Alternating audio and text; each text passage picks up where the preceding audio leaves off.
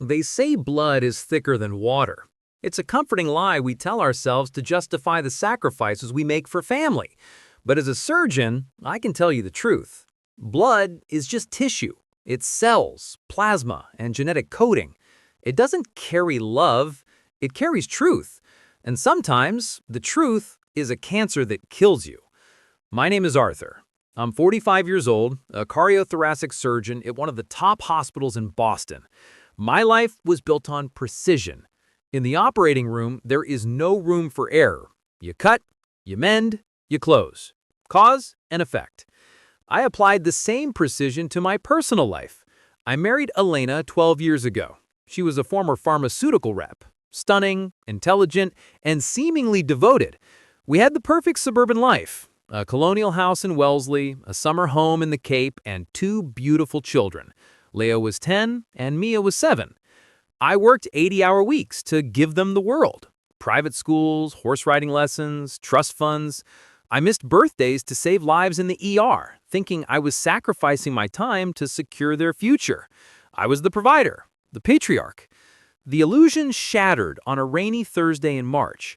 I was at the hospital, scrubbing in for a bypass, when I got the call. Leo, my 10-year-old son, had collapsed at soccer practice. He was being rushed to my hospital. I abandoned my surgery, something I had never done in 20 years, and sprinted to the ER. Leo was pale, writhing in pain, ruptured spleen from a bad collision on the field. He needed surgery immediately, and he had lost a lot of blood. The ER attending, a colleague named Dr. Evans, was moving fast. "Arthur, he's lost a lot of volume. We need to transfuse. We're typing him now." I nodded, my heart hammering in my throat. "I'm type O negative, universal donor. Hook me up. Take my blood if you need it right now." Dr. Evans looked at the chart that the nurse had just handed him. He frowned. He looked at me, then back at the chart. "Arthur, we can't use your blood." "Why?" I snapped. "I'm O neg. I'm his father. It's the fastest way." Dr. Evans hesitated. The look in his eyes wasn't medical concern, it was confusion. "Arthur, Leo is type AB positive." The world stopped. The noises of the ER, the beeping monitors, the shouting nurses, faded into a high-pitched ring in my ears. I'm a doctor. I know basic biology. I know Mendelian genetics. I am type O. My wife, Elena, is type A. A type O parent and a type A parent can produce a type A child or a type O child, but they can never produce a type AB child. It is biologically impossible. In that split second, watching my son bleed on a gurney, two realities collided. Reality 1, Leo was dying and needed help. Reality 2, Leo was not my son. I pushed reality 2 into a dark box in my mind and locked it. "Just get the blood bank on the line," I whispered. "Save him." They saved him. Leo recovered beautifully. Elena arrived an hour later, crying, playing the role of the terrified mother. She hugged me, thanking God, thanking the doctors. I hugged her back. But as I felt her heart beating against my chest, I didn't feel love. I felt like I was holding a stranger, a parasite that had attached itself to my life and was feeding on my resources. The seed of doubt had been planted. And unlike a normal husband who might ask questions, I didn't say a word. I'm a surgeon. I don't operate until I have the scans. I needed to see the extent of the tumor before I cut it out. I waited for Leo to be discharged. I played the doting father. But the moment Elena went to the pharmacy to pick up his pain meds, I did something illegal. I swabbed Leo's cheek with a sterile kit I brought from the lab. Then I went into Mia's room while she was sleeping and swabbed her too. I sent the samples to a private lab in California under a fake name. I paid extra for the rush delivery. The 3 days of waiting were a special kind of hell. I looked at Elena across the dinner table. I watched her cut Leo's steak. I watched her brush Mia's hair. She looked so innocent, so maternal. How could she look me in the eye for 10 years and lie every day? The results came via email on a Tuesday night. I was in my study. Subject 1, Leo, 0% genetic probability of paternity. Subject 2, Mia, 0% genetic probability of paternity. I didn't cry. I think I laughed. a dry, hollow laugh. Neither of them. 10 years of fatherhood, the scraped knees I bandaged, the bedtime stories, the college funds I started the day they were born. None of it was mine. She hadn't just cheated once, she had maintained a relationship with someone else for over a decade. Or maybe multiple men? I needed to know who, and I needed to know why. But most importantly, I needed to know if I was the only fool in this equation. I hired a private investigator. Not just a guy who takes photos of cheating spouses. I hired a forensic accountant and a digital surveillance expert. His name was Silas. He cost $500 an hour, and he was worth every penny. I told Silas, I didn't want you to just follow her. I want you to clone her phone. I want her deleted emails. I want to know where she goes when she says she's at yoga. 2 weeks later, Silas handed me a dossier. It was thick. He's not random guys, Doc, Silas said, looking at me with genuine pity.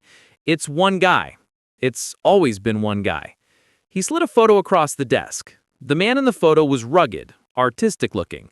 Long hair, tattoos, leather jacket. He looked like the complete opposite of me. His name is Jax. He's an unemployed sculptor, lives in a loft downtown. Elena dated him in college right before she met you. Silas opened the digital log. They never broke up, Doc. She married you because you were finishing your residency and had potential earnings. Jax is a deadbeat. He can't pay rent. But you pay for everything. The text messages were nauseating. Elena, the ATM is working late again. I can come over. Jax, bring cash. Rent is due. Elena, don't worry, baby. I transferred $5,000 from the joint account to the shell company. I'll say it was for home renovations. But the worst text, the one that made me physically retch, was about the kids. Jax, does he suspect anything about Leo? Elena, of course not. He's arrogant. He thinks his superior genes made them smart. He has no idea he's raising your kids, Jax. He's raising our family for us. Our family. They were playing house with my money. I was just the donor, the wallet, the sterile cuckoo bird raising another bird's hatchlings. I walked to the bathroom and threw up. Then I looked in the mirror. The sad, betrayed husband washed his face. The surgeon looked back. The tumor was malignant. It had metastasized. It involved the finances, the house, the children. If I divorced her now, the court would say that since I acted as the father for 10 years, I am the legal father. I would be on the hook for child support. I would lose half my assets. She and Jax would move into a house paid for by my alimony. No, that wasn't an option. I had to cut the blood supply to the tumor before I removed it. I needed to secure the timeline. I needed undeniable proof that she knew I knew. I concocted a medical lie. I came home one evening, looking devastated. Elena, sit down. I have bad news. She looked concerned. What is it, Arthur? I went for a checkup, urological. It turns out I have a condition, congenital bilateral absence of the vas deferens. She blinked. What does that mean? It means I'm sterile, Elena. I've been sterile since birth. It's impossible for me to father children naturally. I watched her face closely. This was the moment. If she loved me, she would be confused. She would say, but we have kids. She would demand a second opinion. But she didn't. For a split second, I saw terror. She knew. She knew the kids weren't mine. Now she thought I knew. But then her face shifted into a mask of sympathy. She grabbed my hand. Oh, honey, that must be a mistake. Look at Leo. He has your nose. Look at Mia. She has your eyes. Doctors make mistakes all the time. She was doubling down. She was gaslighting me about my own biology. You're right, I lied. Maybe it's a mistake. But it got me thinking. We should do DNA tests just to rule out any mix-ups at the hospital when they were born. You hear about that on the news, right?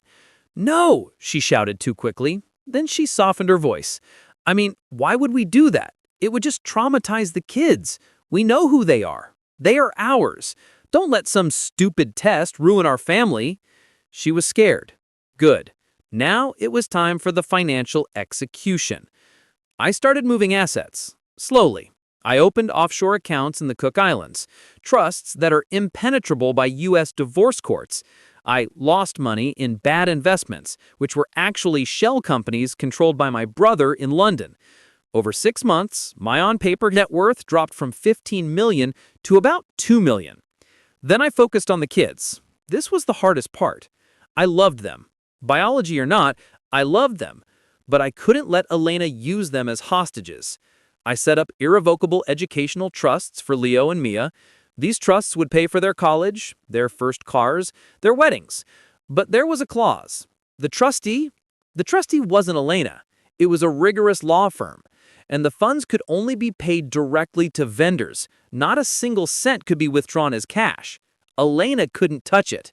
Once the money was shielded and the traps were set, I planned the finale. I found out via Silas that Jax was having a birthday party at a dive bar downtown. Elena told me she was going to a book club retreat for the weekend. I waited until Friday night. She kissed me goodbye, grabbed her overnight bag, which contained lingerie, not books, and drove off. I waited 2 hours. Then I got in my car. I walked into the dive bar around 10 p.m. It was loud, smelling of stale beer. I saw them in a booth in the back. Elena was sitting on Jax's lap, laughing, feeding him a fry. They looked like a happy, broke couple. The table was covered in empty pitchers. My money paid for those pitchers. My money bought the leather jacket Jax was wearing. I walked up to the table. I was wearing my scrubs. I wanted to look like the workhorse they mocked. I stood there until a shadow fell over them. Elena looked up. Her face went from joy to absolute horror in a nanosecond. She scrambled off his lap like she had touched the hot stove. "Arthur? What are you doing here?" Jax stood up, puffing his chest out. "Who's this guy, babe?" "Babe?" I asked, smiling coldly. "I'm the guy who pays your rent, Jax. I'm the ATM." The music in the bar seemed to stop for us. "Sit down, Elena," I said. My voice wasn't loud. It was the voice I use when I tell a family their loved one died on the table. Final, absolute. "Arthur, please let me explain," she stammered. "No explanation needed. I know everything. I know about the 10 years. I know about the texts. And I know about Leo and Mia." I dropped the manila envelope on the sticky table. "DNA results," I said. 0% probability for me, 99.9% probability for Jax. "I grabbed the sample from your hairbrush when you broke into my beach house last summer. Silas has video of that too, by the way." Jax looked at the papers, then at Elena. "Wait, the kids are mine?" He didn't look happy. He looked terrified. He was a deadbeat. He didn't want kids. He wanted a sugar mommy. "Here's the situation," I said, pulling out a legal document. "This is a divorce petition. I filed it this morning. I also filed a petition to disestablish paternity." Elena started crying. "You can't do that. You raised them. You are their father." "I was, until you mocked me for it, until you turned my love into a joke. Now, I'm just a stranger. I cut off the credit cards an hour ago. I froze the joint accounts. The house is currently being listed for sale. And since the kids aren't mine biologically, and I have proof of fraud, I am not liable for child support in this state, under the fraud exception clause." I looked at Jax. "Congratulations, Dad. They are all yours. The school tuition is due next week. Leo needs braces. Mia needs ballet lessons. That's about $40,000 a year. I hope your sculpting career takes off." Jax looked at Elena with pure disgust. "You told me he would pay for everything forever. I can't afford kids." Elena grabbed my arm.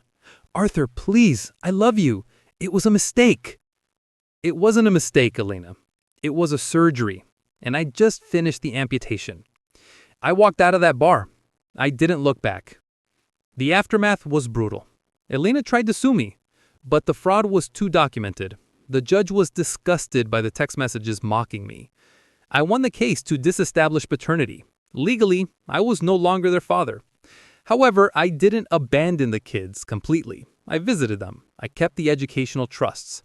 I explained to them, when they were old enough, that I loved them, but I couldn't live with their mother. Elena and Jax broke up 2 weeks after that night. Jax fled the state to avoid child support. Elena had to get a job as a receptionist. She moved into a small apartment. She aged 10 years in 10 months. Sometimes she calls me, asking for money.